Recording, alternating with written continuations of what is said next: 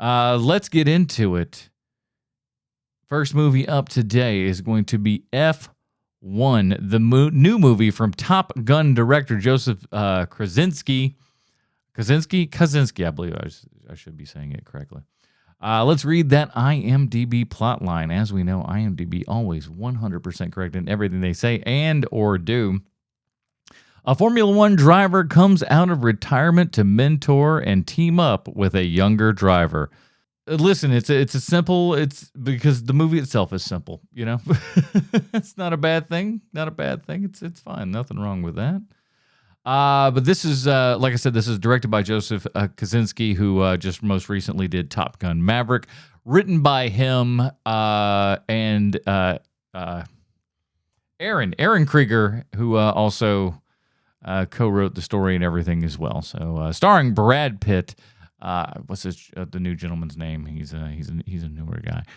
Damien Idris, Javier Bardem, Kerry Condon, and was there another big one? Anyways, yeah, man. So this was I was looking forward to this in as much as this was a follow up to Top Gun, and what I saw in the first teaser trailer for this movie. Was a bunch of F1 cars zooming around a track and everything. And you know what I noticed when I was watching that? The cars were real. The footage was real. And it was at that point I was like, oh boy, this might be good. And then they started playing, what was it, like fucking We Will Rock You or something like that? That turned me off a little bit because I'm sorry, we gotta stop going to all the boomer butt rock here. If I gotta listen, I'm a fan of it, but like Sweet Seanza Kovacs from the internet was correct. If I gotta hear Barracuda one more time, if I gotta hear Queen, We Will Rock You one more time, no. What's another one? Kickstart My Heart. I don't need to hear that no more. You gotta stop it. Outside of that, though, I was like, okay, let's see what we got with this movie. This movie is a lot like Top Gun in as much as it's kind of that same old story and everything. But again, as I have said many times throughout many reviews, because we like hearing those stories, they just need to be told interesting and slightly different than what you've done in the past. That's all. And that's exactly what this is. Brad Pitt was, kind of a guy who was a racer at a young age, poised to be an F1 guy and everything. But, and by the way, the little flashbacks and everything of young Brad Pitt, very convincing. You got kind of filmed in an old kind of school style there and everything and whatnot. But we all know what Brad Pitt looked like when he was like 20 years old and stuff like that. So it's like, oh man, feels like they actually shot that. But he's this old timer, so he had this big giant wreck back in F1 when he was like, kind of this young protege who was just kind of, ripping it up there, battling it out with Senna and stuff like that. And but he's been retired. He goes around and, wins a couple races here, does like 24 hours of Daytona, wins the race, doesn't even pick up his cup and just kind of leaves. He's just doing stuff for checks. He's your kind of a rogue wanderer driver and everything. He's got this big giant newspaper clipping where somehow in the universe that we're living in here, there's giant full page ads for driver needed for a Baja truck event. What? First of all, I got news for you. If you can't find enough drivers to do that kind of crap, your sport's probably not doing all that great. And if you can't find those drivers, do you think that you're going to find those drivers by taking out a full page ad in a newspaper? Is that where a lot of the Baja drivers are getting their material? Is that of the Daily Circular and everything? Doesn't make a lot of sense, but that's how the movie rolls. Javier Bardem plays a guy who is kind of the manager, more or less. I don't know what all the official roles in F1 are. Don't get up my ass for this. But he plays one of these old timers who, like Brad Pitt, raced and stuff back in the day. He actually used to race against Brad Pitt and whatnot. There was some sort of falling out that happened there. At the end of the day, Pitt's a little kind of a dirty bird when it comes to this. We'll talk about that in just a second. But They have a great little kind of rivalry there and everything. And so he brings him back in the fold and says, hey, man, you want to come back and, race for me? I've got this young guy here. He seems to be doing okay, but he needs that kind of, he needs that sturdy hand. He needs that hand to help him along and become the driver that he's meant to be. And you're the guy that's going to be able to get him there. And, well, it turns out he was the ninth guy that has to sort of do this. Things are falling out. The company doesn't have a whole heck of a lot of money still left in this. But, of course, everybody's got a dream in their heart.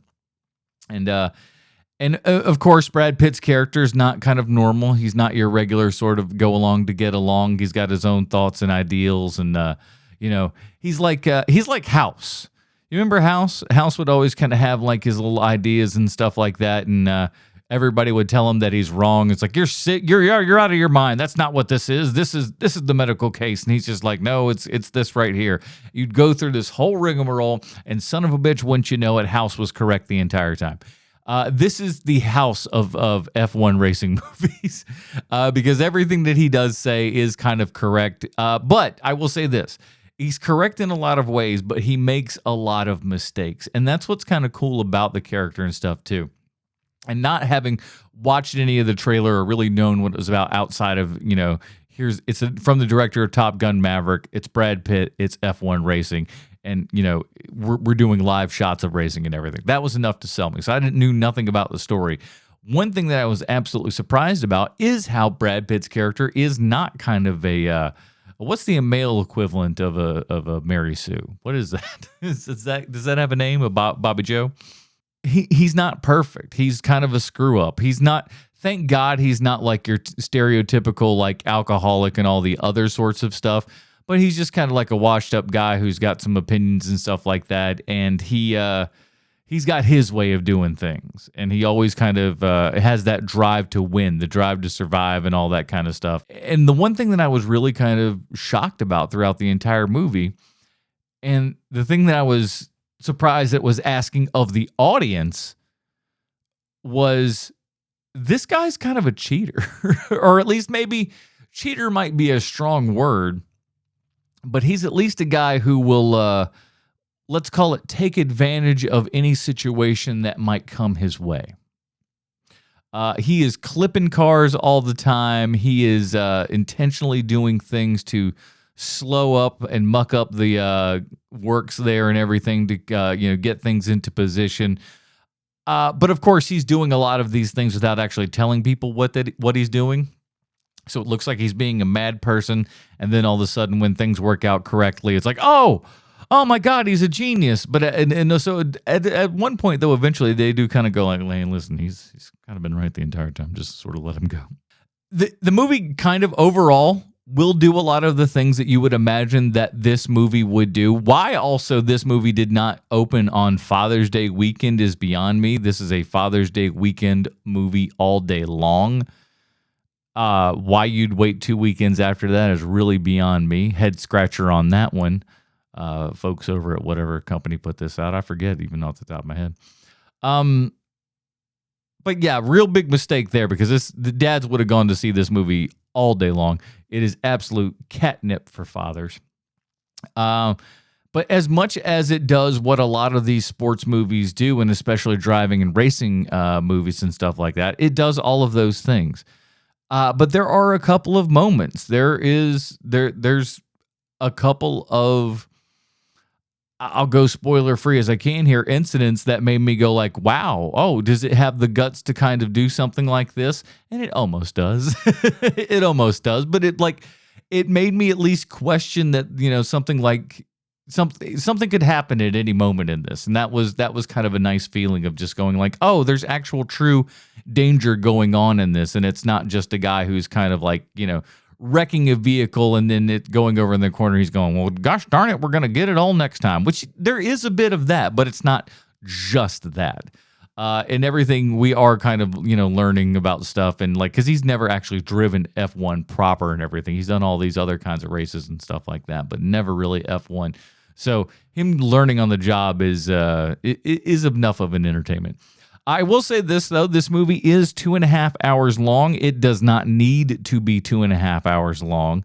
This movie could be 2 hours, and it would probably be better.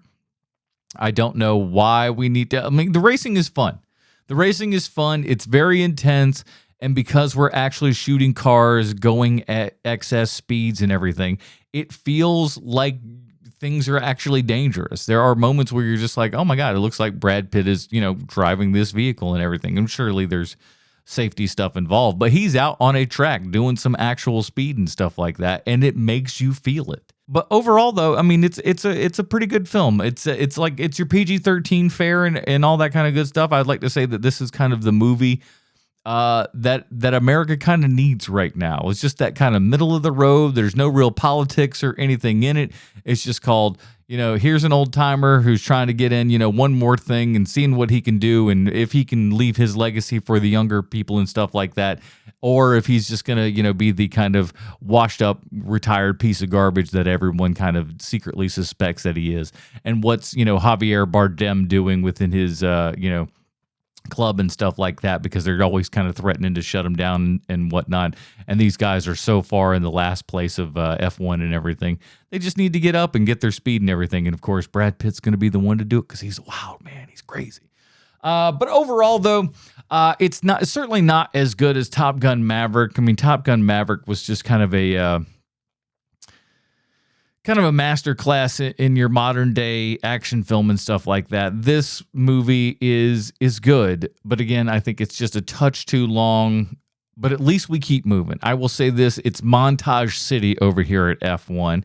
That's not necessarily a bad thing because it does kind of keep things at least interesting. We do go to enough races, and there is enough racing in this to where it doesn't feel like it's kind of a talking movie that happens to have some racing in it. Racing is still very much at the forefront of what makes this movie this movie. Overall, though, I would say I would give this a solid 3 out of 5 stars. It's good. It's nothing to really quite write home about. However, what I will say is, as a home theater guy and everything, I went to this in a PDX theater, which is a Dolby Atmos theater and everything. And let me tell you something. Anytime I go to any of these theaters, it's always just kind of like a dry run for my home theater whenever this thing comes out on video and everything. And I am excited for when this movie comes out, because I'm sitting there just going like, this is going to kick so much ass over at my place as opposed to what they got going here and whatnot. Again, cinematography, fantastic for it. I hope we get to see more things like this where people are driving actual cars, doing actual stunts, and hopefully having the Academy have an Oscar for stunts and stuff is going to encourage more people to actually have stunts and stuff in their movies and not rely on CG and computers and everything like that. I think that would be a very smart move. However, like I said, we want to be safe and everything like that. So let's not, go, hey man, there's an Oscar for stunts and stuff. Let's see what we can do and maybe, push the limit a little bit too far. And, you don't want to hurt yourself or nothing like that. Not permanently, for sure. So keep that to a minimum. But outside of that, I'm happy to bring on more physical effects and stunts and stuff in movies. We need more of that. But F1 is out right now. Solid 3 out of 5 stars. Check it out.